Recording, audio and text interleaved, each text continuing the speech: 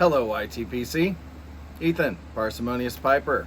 Back after a week of vacation in Arizona, getting to meet and hold and cuddle my new grandson.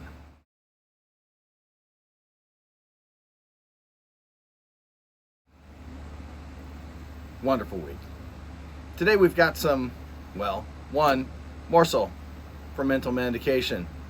But first, in a 1-star Pipe by Lee bent billiard, I've got some Robert McConnell Scottish Flake.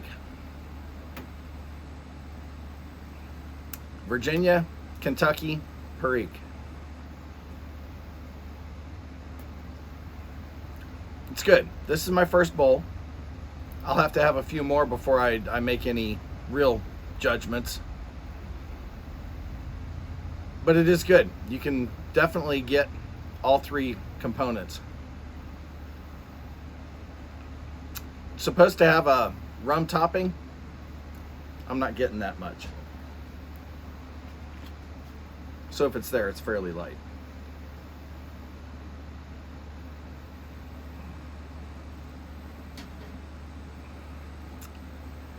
Today's morsel, possibly the most contentious topic on the planet, or at least in America right now. The shot. The rhetoric is heated up, mostly on one side, about getting the shot. That if you don't want to get the shot, that you must either be poorly educated, misinformed, selfish. Turns out none of those are true. They may be in some cases, but they're not universally applicable. Recent survey indicated that around 20% of Americans with a high school education or less are resistant to the shot. Surprisingly, to the researchers anyway, around 25% of Americans with a PhD are resistant to getting the shot. So a higher percentage of our brightest people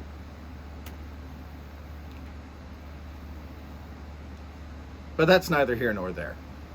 For the sake of this discussion, let's assume that we knew that all three of the vaccines that are available in the United States were 100% effective and 100% safe, short and long term.